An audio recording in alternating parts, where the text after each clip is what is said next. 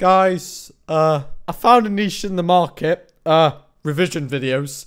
Believe it or not, if you make revision videos, you're pretty much guaranteed views. Regardless of how good the video is, you're just guaranteed views, okay? Because so many people search for revision videos and no one actually makes them. This is why the videos that are actually made for revision are really bad, because it's chronically depressing making a video like this. Today, I'm going to be teaching you guys, or girls, like, literally, that's depressing. I shouldn't even say that, because, like, 10% of my audience are female. So, there's probably no girls watching this video, which is very depressing. You know, my mum ages ago used to say, oh, you see, Cameron, son, normally, it takes a bit of time for you to start hanging out with girls until you're, like, in year 10 or 11. She said that to me in year 7. I'm now in year 11, and I don't think I've talked to a girl for a solid month, except for my mum. And the girl I talked to was a teacher, so that's not good. What is going on, guys? My name is Cameron Brown from HowToCameron, and today I'm going to be teaching you how to revise. And I say teaching you how to revise, I don't mean that, okay? I can't teach you how to revise because I have no qualifications myself, okay? I'm probably going to fail all my GCSEs, so just don't listen to any advice. Okay, I haven't actually got my GCSE results back. I haven't even gone into the exams yet. My first exam's Monday. I'm recording this on Friday, so obviously some of my tips may be slightly redundant, but I think I've revised very well, and I want to hopefully help you guys with revision. Now, I know that a lot of people who actually watch my videos are younger, and when I mean younger, I don't mean goddamn fetuses. I mean year 10s, year 9s, year 8s, year 7s, etc. That's, I think, my target audience, not because I'm inappropriate or anything, but simply because I don't imagine year 11s have that much spare time. And also my humour is not funny. So younger people are the only people who watch me, okay? So I'm pretty much making this video to a different market, okay? The cool kid market. So hopefully you guys enjoy this. If you enjoy my sense of humour, leave me a like. Please subscribe. I'm very desperate for subscriptions. If you're new, please subscribe. Thank you. The reason why I'm making a video talking about revision in school is because I'm kind of inspired to make these types of videos all of a sudden. One, because I know technically it's beneficial to myself because I'm making revision seem a lot more serious. Because I never really take revision too seriously. Like, I do the work, but at the back of my mind, I'm like, this isn't worth anything. I'm just learning gibberish. But I think making videos on the topic makes me feel more fluent and also more inspired to do revision. So hopefully I'll do better myself. Also, I feel that a lot of people who do revision don't actually know how to revise. It took me a solid month to do effective revision, and now I'm literally like right near the exams. And I have done quite a bit of revision. It's just that I want to help you guys learn how much revision you should do and tips to revise. But pretty much, I love doing YouTube. It's like my biggest passion, and I feel with doing the GCSEs, I'm kind of having to drive away from my passion of doing YouTube. So what I'm going to do is if I make videos talking about revision, it makes me think revision is also one of my passions because it links with one of my other passions. I don't flipping know. There's this girl who was saying, what you need to do is you need to be organised, which I suppose is true, but how do you just become organised? I haven't got that Mountain Dew ball here. Is that organised? No, it flipping isn't, okay? Okay, so let's get on with the tips of how to revise. If you don't actually know how to revise, like if you genuinely have no clue, you need help. You need to ask a teacher and you need to ask your parents. If you don't have parents, I'm sorry. What the flip is this? Okay, I'm just gonna give you the tips. Let's go, okay? Number 1. Eat or drink something while doing revision. Now, you may be going, Cameron, I don't want to be fat, you know. Why would I want to eat something like you're a Cameron with your goddamn Cadbury's cream eggs and goddamn Mahwams. What the bio blocks? I'm flipping. They've been there for like a good day or something. I haven't really eaten them. Now, I know you guys obviously don't want to get fat or really ill, but what I mean by that is when you're doing revision, you really need to almost give yourself a reward for investing yourself in revision. So, for example, one of the biggest things for me is mints. I have an addiction to mints. And when I mean addiction, I literally mean an addiction. That's like 5 packets. Mints are really good. I know a lot of people won't like mints because not only do they freshen your breath, I don't know why, I don't know what this video is, but it kind of allows you to like do some revision for 10 minutes and then have a mint, and it just for some reason gives you that satisfaction and seal of approval that you've done some sufficient revision, which is actually really odd, I know, but it just makes you satisfied because it makes you work towards something in the short term. Like, maybe it could be a jelly baby, I don't know. It could be anything. It could be a goddamn Big Mac. Every 10 minutes you've done revision, just have a Big Mac. That's probably not the best for your health, but if it helps you with the revision, it helps you with the revision. Don't know when, but Number 2 is make sure that you're not actually over-revising. Like, over-revising, that doesn't even make sense, but you know what I mean.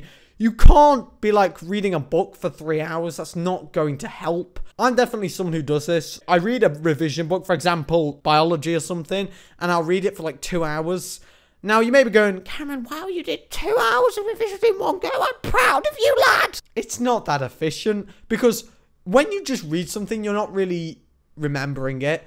So it's always best to write notes. It genuinely is. Like, if you write notes and then start reading your notes, the stuff that you won't understand originally, you will write down onto a piece of paper, which means you have a high chance of memorizing it. And then you can just read this condensed piece of paper. Not literally condensed in a condenser. I mean, as in a shortlisted text. I know we'll meet again. Make sure you understand how to actually structure your answers, regardless of what subject it is. For example, with ethics, you have to do SEs. And I was like, oh, SEs? Just bloody put a statement in there and then elaborate the crap out of it. There's full marks. No, what you actually have to do is statement, then evidence. But the statement has to... You have to talk about the evidence in the statement, and then you have to do explanation. And because I learned that, it took my grade from like a D to solid A stars every like little mock, which really helped me out. Some sunny day. Do it with someone, okay? What the do it with someone, Jesus Christ. I didn't mean it like that, okay? Do revision with someone. Like, it could be anyone. Like, it could be your goddamn pet. Whatever it is, okay? Just do revision with someone or something, okay? Just do it with your mum, okay? Just do it with your dad or something. When you do revision on your own, it can get pretty depressing. So if you have someone to do revision with, it can really help because you can bounce back questions, you can get answers from each other, and it genuinely really does help. Like, I was doing revision for English with my big mum. Okay, she isn't big, she's actually smaller than me, but you know. Let me clarify, you shouldn't be trying to make jokes out of revision, but you need something funny, okay? Like, you genuinely do. One of the biggest tips is make sure you're actually revising the correct exam board. Like, you may be going, Cameron, what the flip does that mean? An exam board simply just means if you're on OCR AQA, it's the board that the exam's on. So, for example, if you're in Wales, it'll probably be like the Welsh board, which I think is WAEJEC or something. You will know what exam board you are when you eventually do your GCSEs if you're not doing them now.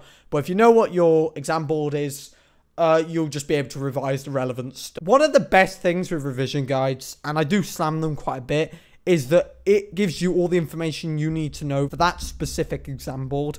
So, for example, if you're doing biology and you get an OCR biology book, it's teaching you what you actually need to know, not just some random crap that AQA may contain. So make sure you're revising the correct exam board. I know these tips are very vague, but people do screw them up. And when I mean people, I mean me, okay? For so long, I was trying to revise geography, but then realised I was revising the goddamn OCR board when we're doing the Welsh board. Even though we're in goddamn England, I don't even know, okay? I'm done, okay? It's just the worst. Keep smiling. Try to tie in your common interests with revision. And when I mean common interests, I mean sleeping, okay? Like, with your bed, for example, like, I don't know if you can see this. Look down there. Okay, look at that. Oh, God, don't look at my room, please. I have a lot of bad stuff in there.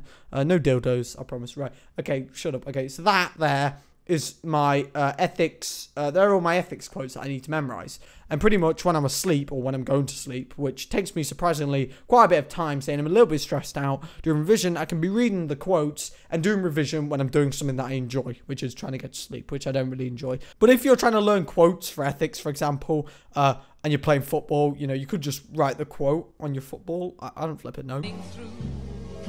Just like Definitely do past papers as well. Like, they are genuinely the best revision material ever. You can do a past paper. It only takes like an hour and a half. I know you may be going, Cameron, an hour and a half? I could watch 4 episodes of Stampy's Lovely World. Yeah, I know you could. I know how enjoyable that is. Okay. But you need to do your revision, okay? Do some past papers. Not only can you see how many marks you actually got, and what grade you should be able to get, which really, really boosts your confidence. Like, I did like a biology B1 to B3 exam, and saying there's 6B topics, and I did the first half of them as an exam. I got like a solid A, and that just really made me more confident and inspired to get hopefully an A star. And also with your past papers, you can see stuff that you're struggling on, and because of that, you'll be able to revise that and get much, much better. And seriously, there are so many things that you'll screw up on every single time. Like, I remember cumulative frequency graphs. They are the best. Seriously, learn them, okay, if you're doing maths. It's literally a guaranteed 6 marks in every single, like, exam. Let me just get this right. In all of the maths exams, I think it's 240 marks. If you do all the cumulative frequency questions, that's like a solid 18 marks, which is almost like, which is going on to almost 10%.